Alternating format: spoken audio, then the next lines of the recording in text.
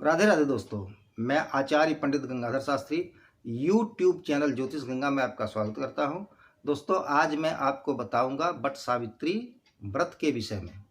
कब कब है, क्या विधान है पूजा का, और ये महिलाएं करती हैं। विशेष करके बिहार, बंगाल, झारखंड, उत्तर प्रदेश, मध्य प्रदेश, छत्तीसगढ़, इन राज्यों में यह विशेष प्रचलित है। बाकी पूरे देश में होता है, पूरे देश की महिलाएं करती हैं, लेकिन विशेष प्रचलित इन्हीं राज्यों में है। तो दोस्तों, यह जो व्रत है ये सौभाग्यवती स्त्रियां करती हैं, वट वृक्ष की पूजा करती हैं, और अपने इसको करने का मुख्य उद्देश्य होता है अखंड सौभाग्य की प्राप्ति, पुत्र पौत्र की प्राप्ति और शारीरिक सुख की प्राप्ति, धन धान्य की प्राप्ति करने का मुख्य उद्देश्य होता है। ये महिलाएं करती हैं और महिलाओं के लिए यह बहुत ही महत्वपूर्ण व्रत है। तो इसमें वट वृक्ष की पूजा होती है। अगर आप मेरे चैनल पर नए हैं तो अवश्य इसे सब्सक्राइब करें, अपने मित्रों को शेयर करें, बेल आइकन को टच करें। जो भी मैं नया वीडियो इसमें डालूंगा उसकी जानकारी आपको सर्वप्रथम मिल जाए।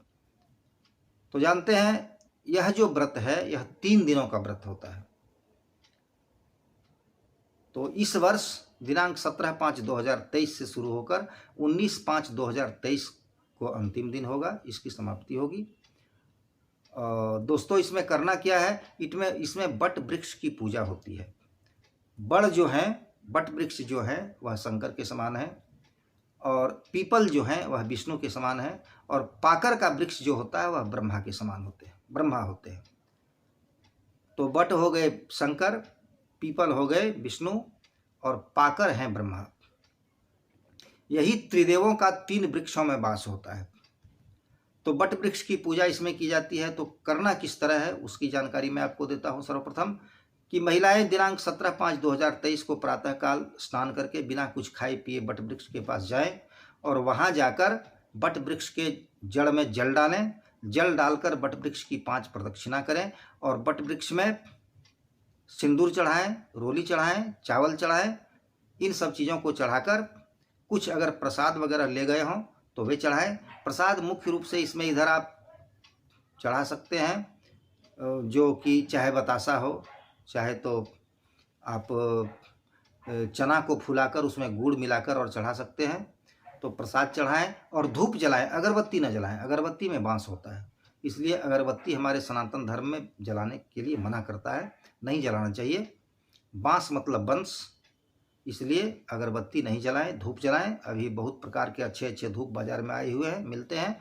तो वट के वृक्ष में जल डालकर और पूजा करें, रोली सिंदूर आदि चढ़ाएं, मौली तोड़कर थोड़ा चढ़ाएं, और धूप जलाएं और प्रसाद लगाएं, और वट वृक्ष की 5 प्रदक्षिणा करें, और कामना करें यही कि मेरा अखंड सौभाग्य बना रहे, पुत्र पौत्र की प्राप्ति हो, शारीरिक सुख मिले, आर्थिक सुख मिले, सभी प्रकार का सुख है प्रभु आप मुझे दें। शिव जो हैं वे सभी प्रकार के सुख देने वाले होते हैं। शिव जी के पास कुछ नहीं है, लेकिन हम लोगों को देने के लिए बहुत कुछ है।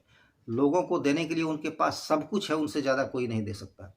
तो आप उनसे कामना महिलाएं करें, और फिर घर आकर वापस आकर अपना भोजन करें। और भोजन जो होगा वह निरामिष होगा, लहसुन प्याज नहीं होगा, और किसी भी तरह का सामिष भोजन नहीं होगा, उत्तम भोजन होगा।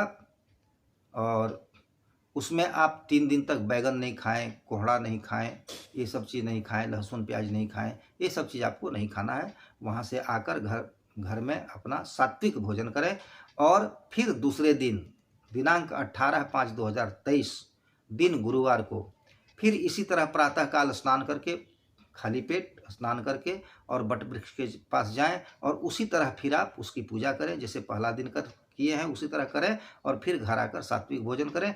और अब तीसरा दिन आता है दिनांक 19/5/2023 दिन शुक्रवार। उस दिन आपको 24 घंटा उपवास रहना है, उस दिन भोजन नहीं करना है। उस दिन आप प्रातःकाल में स्नान करें, स्नान करके खाली पेट और वट वृक्ष के पास जाएं, और वहां जाकर वट वृक्ष की पूजा करें। पूजन की जो सामग्री है वे सब लें और पूजा करें। उसमें आप वस्त्र चढ़ाएं, आप साड़ी भी चढ़ा सकती हैं, आप ब्लाउज का पीस भी चढ़ा सकती हैं, और साड़ी, ब्लाउज का पीस, धोती आदि जो कुछ भी आपको चढ़ाना हो वट वृक्ष में पूजा करके चढ़ाएं, और प्रसाद वगैरह चढ़ाएं, और उसके बाद आप उसमें बट वृक्ष में प्रदक्षिणा करके और मौली लपेटे। उसमें बट वृक्ष में जो है वह आपको मौली लपेटते हुए प्रदक्षिणा करना है। जितना प्रदक्षिणा कर सके 7 कम से कम करें, कम से कम 7 प्रदक्षिणा करें, 11 प्रदक्षिणा करें, 5 प्रदक्षिणा कम से कम करें। 5 प्रदक्षिणा मौली लपेटते हुए बट वृक्ष में करें, पूजन करके बट वृक्ष का। और उसके बाद बैठकर बट सावित्री व्रत कथा होता है, उसको आप पढ़ें, या अगर कोई ब्राह्मण वहाँ हो तो उनसे आप सुने बट सावित्री की कथा, और सुनकर फिर आप उनको दान दें। कोई ब्राह्मण हो तो उनको जो भी आप चढ़ाएं उसको दान दे दें वहीं, और दान देकर घर आए। और बट वृक्ष का जो है उसको आपको एक हाथ का पंखा भी रखना है, लेना है नया, उसको भी चढ़ाना है। उससे थोड़ा बट वृक्ष के पेड़ को पंखा झल देना है। उसके बाद आप उसको सब ब्राह्मण को दान दे दें और घर आए। घर आकर आप, अगर आपको वहाँ ब्राह्मण उपलब्ध हो तो वहीं बट वृक्ष के पास दे दें, नहीं ब्राह्मण उपलब्ध हो तो जहाँ भी हो वहाँ लाकर आप दे दें। उस दिन शनि जयंती भी मनाई जाती है, तो शनि के लिए भी पूजा वगैरह आप कर सकती हैं। तो कुछ महिलाएं करती हैं जिनको जानकारी है। भगवान शनि का जन्मदिन भी ज्येष्ठ कृष्ण पक्ष अमावस्या को माना जाता है, उस दिन शनि जयंती भी है। तो आप घर आए और आकर आप फलाहार करें, भोजन न करें। अन्न और नमक, ये 2 चीज़ आपको दिन भर और रात भर नहीं खाना है।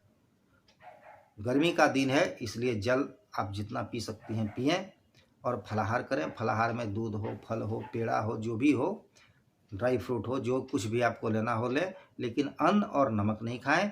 और दूसरे दिन दिनांक 20/5/2023 दिन शनिवार को आप प्रातःकाल स्नान करके सूर्योदय के बाद पारना करें, आपकी व्रत की पूर्ति हो जाएगी।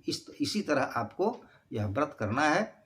विशेषकर जो नई महिलाएं हैं, जिनकी नई शादी हुई है, जिन्हें मालूम नहीं है, उसके लिए यह विशेष लाभकारी होगा। हमारी माताएं बहनें तो पहले से ही करती हैं बहुत, तो वे तो जानती ही हैं, लेकिन जो नई हैं उनके लिए मैंने यह जानकारी दी है। सबके लिए यह जानकारी दी है, सब कोई नहीं जानते हैं इसका विधान, तो इसको आप करें। और मैं समझता हूँ इसकी जानकारी प्राप्त कर आप अवश्य लाभ उठाएंगी और इस व्रत को सही ढंग से करेंगी। अब आगे मैं इसमें क्या क्या सामग्री लगेगा उसका एक वीडियो डाल दूंगा। तो अपनी वाणी को मैं यहीं विराम देता हूँ। राधे राधे दोस्तों।